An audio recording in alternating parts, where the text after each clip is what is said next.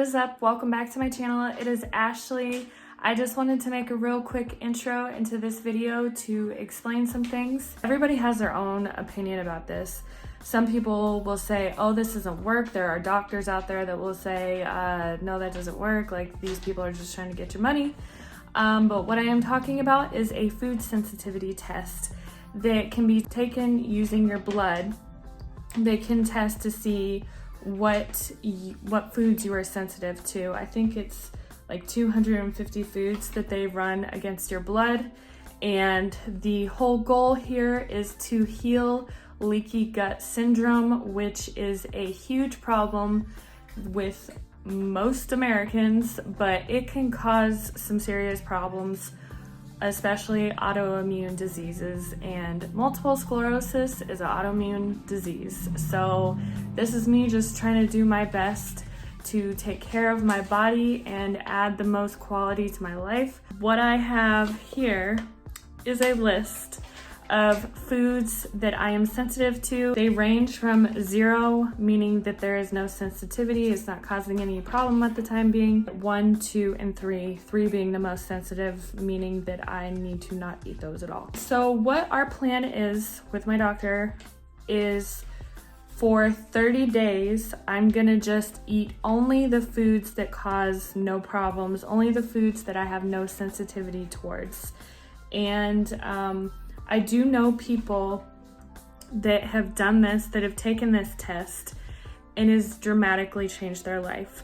I know a woman that had such a hard time losing weight, and she was actually exercising, eating all the right food, she was running, she was just trying everything, and the weight was just like coming off so slow, and then she would hit a plateau. And she did this test and found out the foods that she was sensitive to, and she cut those out of her diet and was able to successfully lose weight and to keep on going. And she felt amazing. Another person who has like skin problems, and they did this test, and when they eat the foods that they have no problems with, their skin is so much more clear than when they eat the foods that they have problems with. So the proof is in the pudding, so I'm gonna eat the pudding. But let's be real. Oh, I can't have pudding because I'm pretty sure that has dairy and cornstarch, but that's all right. I have other things that I can have on here. So some of my biggest intolerances or sensitivities were to gluten and dairy, corn and eggs, and like some random nuts like hazelnuts and walnuts and sunflowers, sesame, so some seeds in there, chia seeds.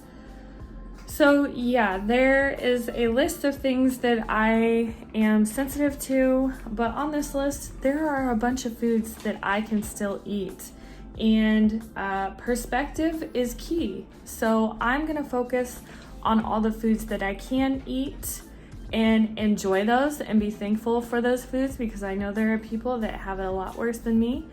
And I just felt like I really needed to explain this before I just show you these groceries that I just bought, because in the grocery haul I am kind of talking about being sensitive to this or that. So here is what my grocery haul looks like. I'm just gonna go through the things that I got real quick and give you some ideas of the type of meals that I'm gonna be eating. I am allowed to have potatoes. They are not, I think they came up as a 0 for intolerance.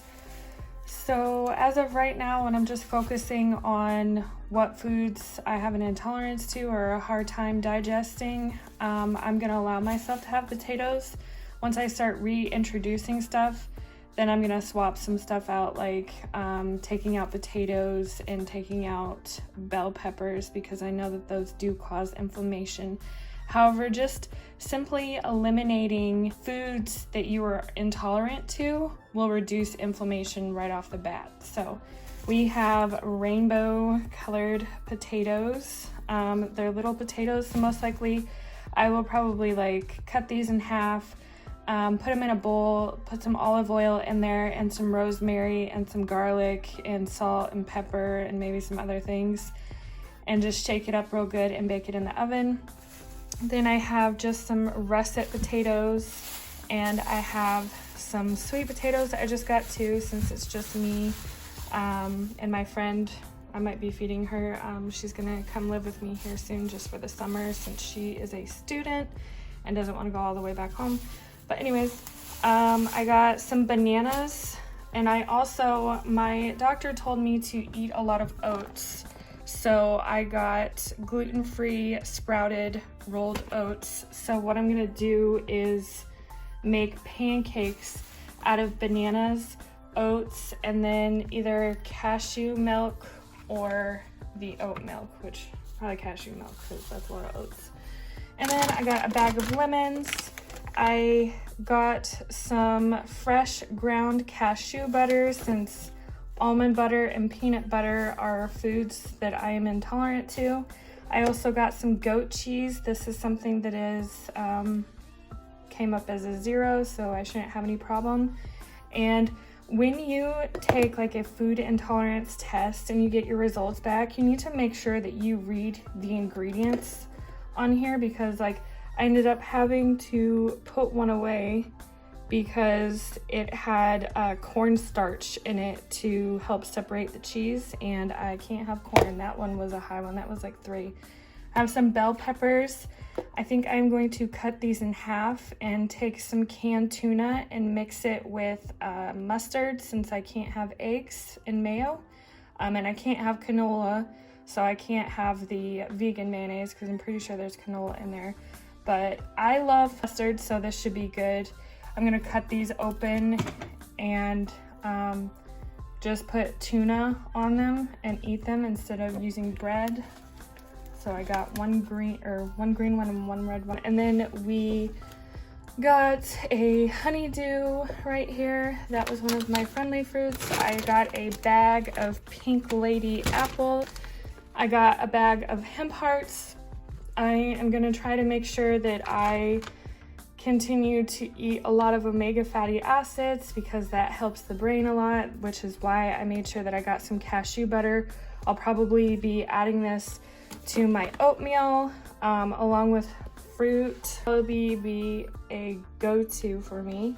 I also got some chicken breast. This will probably just be something simple that I either pan, saute, or just bake it in the oven and have it with like, I have some asparagus already in the freezer, or not the freezer. I have some asparagus in the fridge, so I might have that really soon with this. Then I got this beef stir fry, and I figured I would make this with some frozen cauliflower, broccoli, and carrots.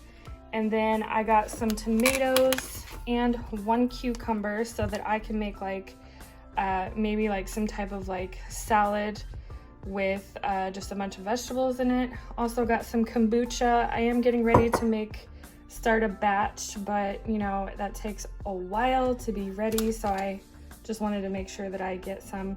And the Fresh Time Market brand is like super cheap. I think it's under $3. It's 2 somethings. And if you're somebody that usually buys kombucha, you know that that is a really good deal. Also, I got that, I already showed this, but I just wanted to point out that when you get cashew milk, if you cannot have almonds, really make sure that you read the ingredients, because a lot of the other cashew milk have almonds in them.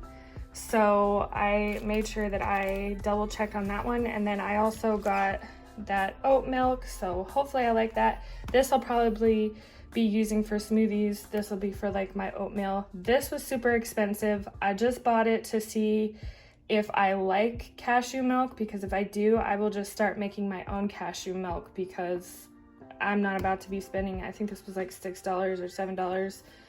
And look how small this is. Honey was something that I am allowed to have, that I don't have an intolerance to right now. So I'm probably gonna be using this on my oatmeal. Also, I am a huge fan of bananas dipped in cashew butter with honey on it. So that'll be like a really good treat for when I'm having a sweet tooth. I got some edamame, some frozen edamame. It's already shelled, so I don't have to go through the pain of, like, you know, sucking them out of the shell one by one. So that'll be really nice. I might actually add that to the stir fry. And then I had an idea for unwitches, like you can get at, what do you call it? Jimmy John's.